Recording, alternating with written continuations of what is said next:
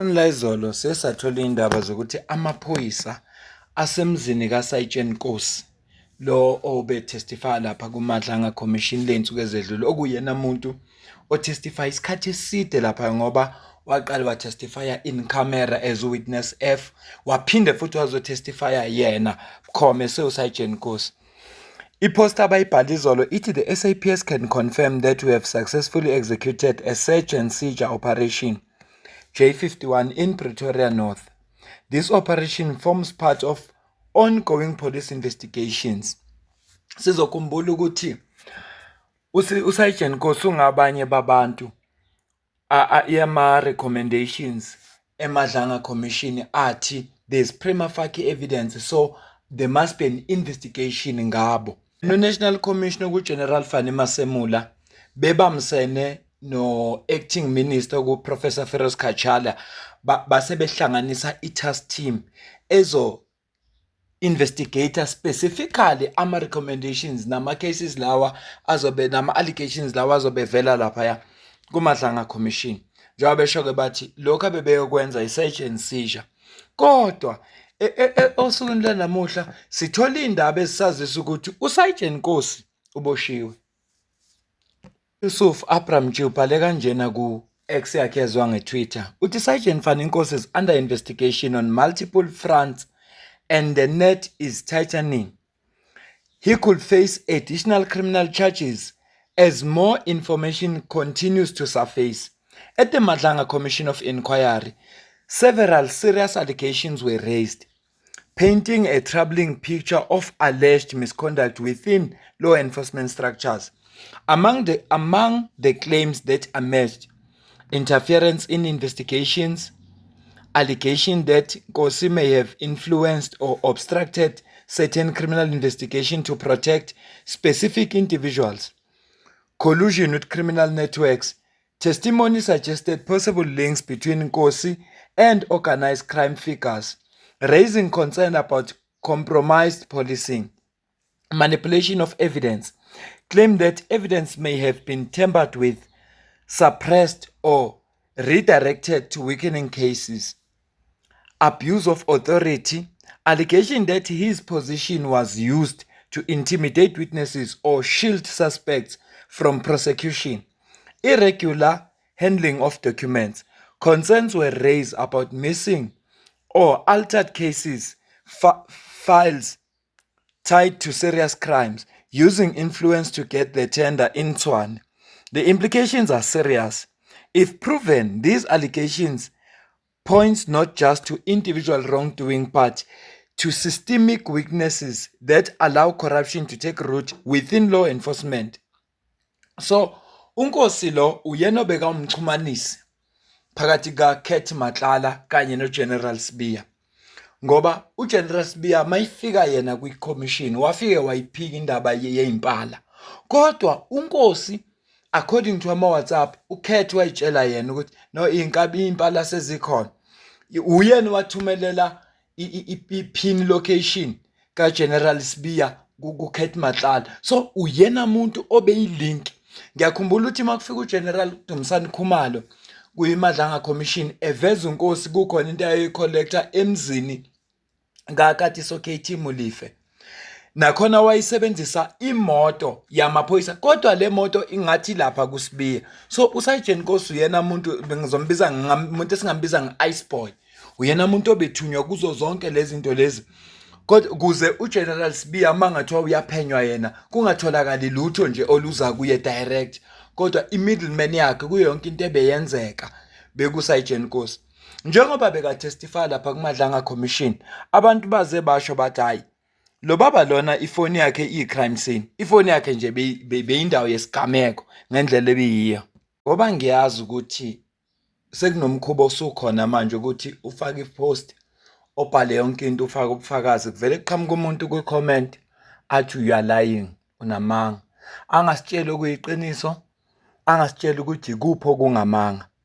Kodwa la uYusuf Abramji ubhale kanje. Sayitsheni Fani Nkosi faces criminal charges. It relates to firearm allegedly found in his possession, linked to his brother's security company. He is in custody and is expected to appear in court on Tuesday. Kwiphepha ngikufakele lona la ku-screen sakho sibhaliwe ukuthi i-notice of rights in terms of the constitution section 35 act number 108 yango-1996 ithi lana you are being detained for the following: defeating the ends of justice, theft, firearms act, imposition of unlicensed ammunition. Angiboni kahle lamanye amagama abhaliwe, kodwa lana kufundelwa ama-rights, unikezwa amalungelo wakhe. Uyawazi kamalungelo wakhe ukuthi une-right to remain silent, unelungelo lokuthola ummeli. Iwona ama-right lawa afundela umuntu uma eboshwa. Ngiyifaka lokho ngoba okukupruvela ukuthi uSergeant Nkosi njengoba sikhuluma usesitokisini. Angibe befika izolo bamthathile izolo, usesitokisini uSergeant Nkosi ngenxa yokuthi amaholidi uyoza yobingelela imantshi ngoLwesibili. Lapha ezansi ithi certificate by detainee I Fani Hezekiel Nkosi, bese basho la name of detainee, umuntu oboshwayo, igama lomuntu oboshwayo, hereby certify that I have been, babhale bayifihlile ke imininingwane yakhe ukuthi uthathiwe ngomhla ka-2 ku-April 2026 ngabo 10 to 5 ntambama.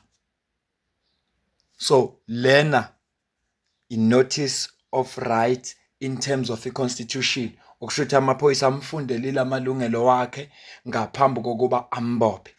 Siyawazi amalungelo, ne-right yokuba silent, ukuba represented, yonke into ongayisho can be used against you in the court of law. Ziningi lezi zinto kodwa zibhaliwe la njengoba ubona nje lapha ku-section 35.